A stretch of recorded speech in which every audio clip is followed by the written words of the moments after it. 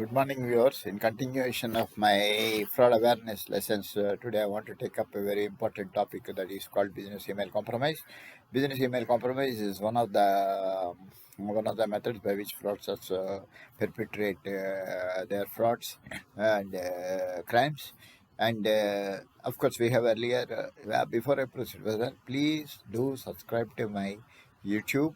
There are about 80 plus lessons and PPTs which will be very helpful and assist you in various ways, and also may make you safe against these fraudsters. Thank you. So now this business email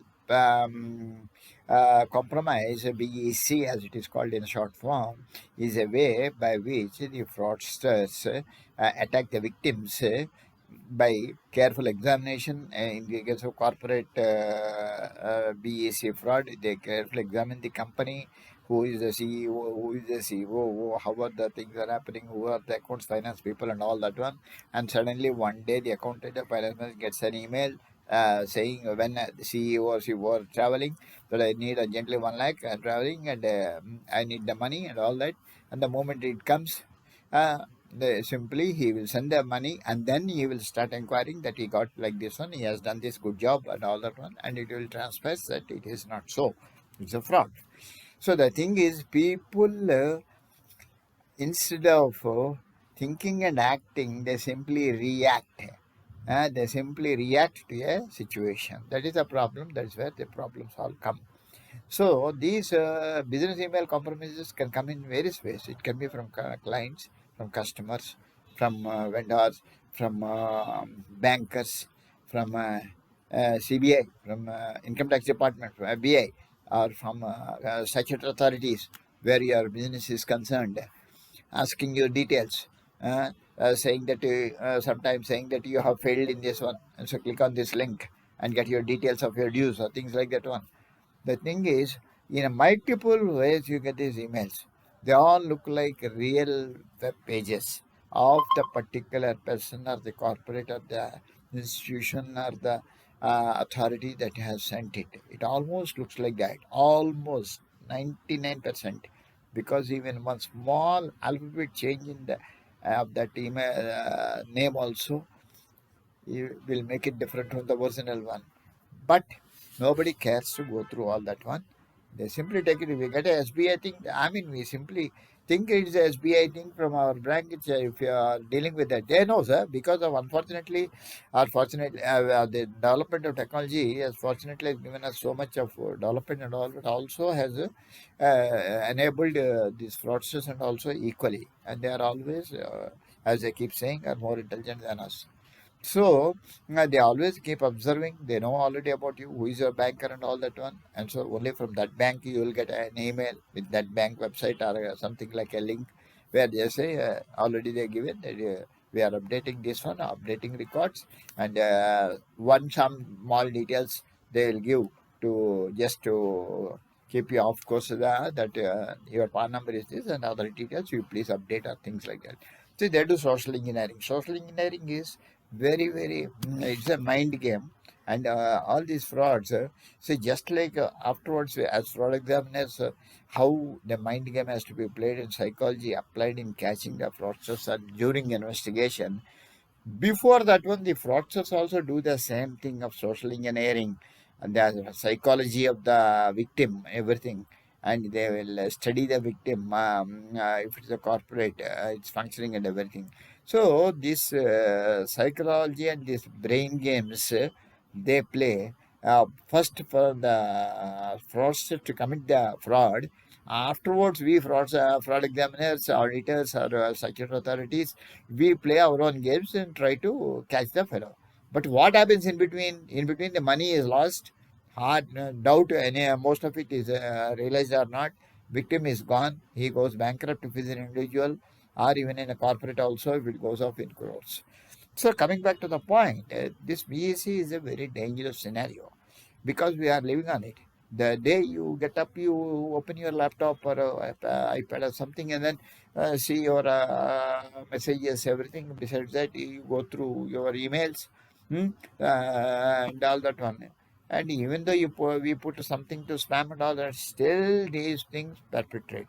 So frauds are there since hundreds of years. Frauds are going to be for hundreds of years. So what we should do, we should learn from our bad experiences and try to minimize, try to take preventive active. Just like you get a cough or something or some pain here, you don't neglect, you go to your doctor. He will say, check, nothing is serious. So you take these medicines and that's fine. Similarly, you have to take preventive measures. If you don't even take preventive measures, if you are not even cautious, huh?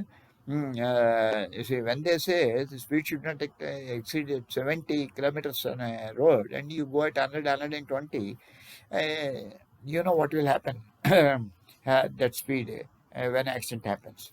Huh? So same thing applies everywhere. You see, when there are ways and means of reducing the something, you should be doing that one, and especially these frauds. Why all this fraud awareness and lessons and workshop all are needed? Because every day they are happening everywhere at the four corners of the world. They are happening in India. They are happening every city. They are happening. People do not report. As I earlier said, 60% of the Indians do not report a fraud. Only 40% report. Out of that, only 15% may get some monies. The thing is, it has become a big immense, a big problem. And so, this people should be careful. Say, working from home after COVID has made the systems weak because many people working from home, you will not have that safety measures of your internet and everything like in a corporate. Even in a corporate, there should be a proper systems manager. There should be a proper checks. There should be proper antivirus, updating the antivirus, so checking any suspicious activity that may be going on. Anything bots have come or anything has come, any virus has come. Huh? So that's all. It is needs a control. So putting up systems and policies is not the thing. Actually, that is what is happening. Okay, yeah, everybody from corporate to individuals to governments to authorities, they first put bundles of policies, policies, policies. Okay, and when it comes to implementation, it is not as intended. When it comes to control, it is much horrible. Huh? So the thing is, making policies is fine. Putting them into implementation and making them work and then having control on that one is different.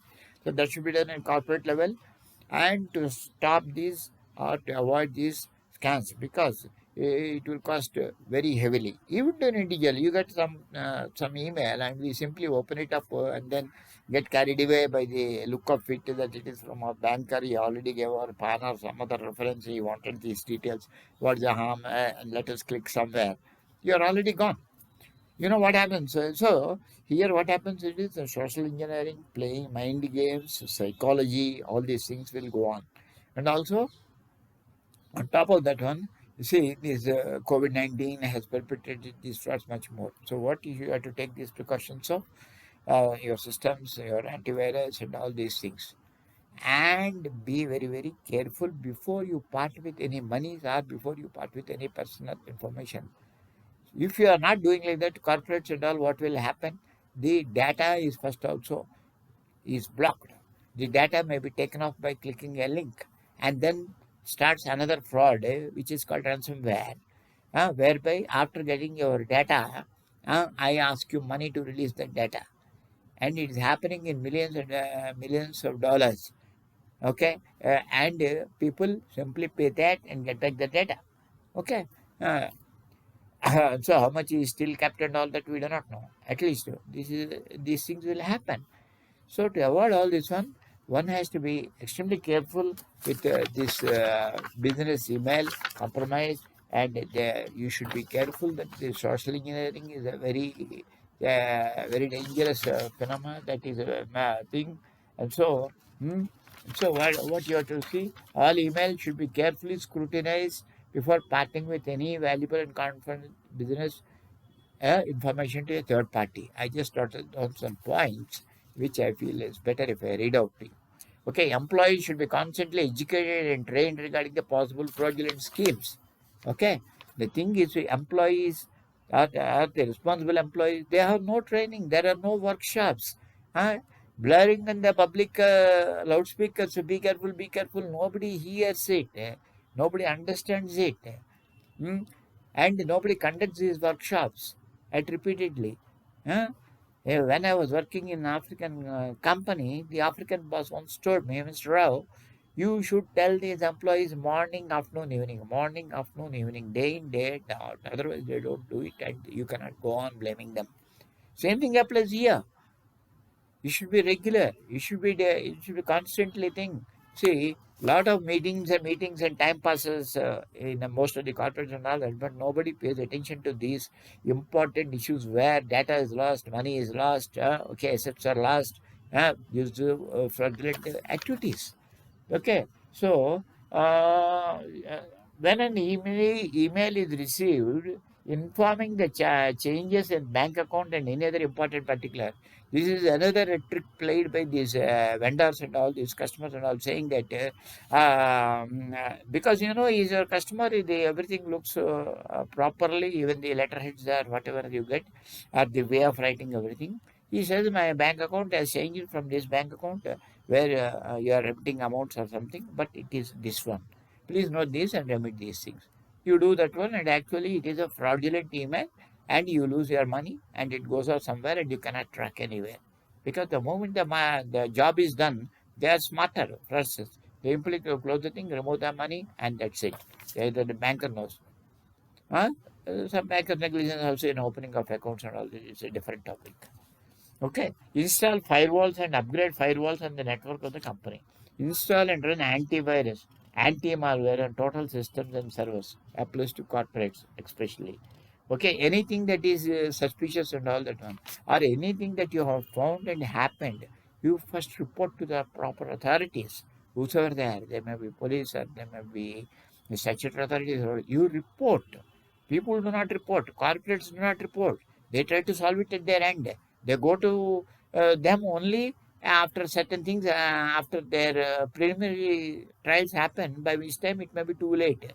Neither those people, police or other authorities can do anything. Okay, so immediately report. The reporting is very bad in India. Okay, why in US and all that one? Okay, the reporting is 100%. Okay, not 40% or something like it in our country. Okay, change passwords. Most common, most basic person, youngster who just bought a laptop or an iPad or something, he knows it. But still, it doesn't happen in many businesses and corporates and high net worth individuals and all these things. Okay, huh? Because laziness or whatever you think. Or sometimes once they change and again they forget to change again another time. Keep watch and notice any malfunctioning of the systems. Okay, report any suspicious BEC fraud and cybercrimes department and all that one. So all this doesn't happen. All this doesn't happen. That is the reason these BEC business email compromise uh, frauds are happening. So please pay attention. Please conduct workshops. Please take all the precautions told and be alert. After all, it is money. Money means you have to be alert. Okay, whenever receiving money also you should be alert. When you are sending money or spending money also you should be alert. Okay, and carefully examine, carefully check. Call that supplier, call the banker, call the vendor, call the customer to double confirm. Call the CEO to double confirm that the mail or something is from them. Okay, then only act. Do not react immediately. Okay, these small brief things I stop at it, and then next time we'll take up some other topic. I again request all my viewers to please subscribe to my YouTube. There are a lot of videos and all that one, and I am quite sure this fraud awareness videos will help one and all. Thank you.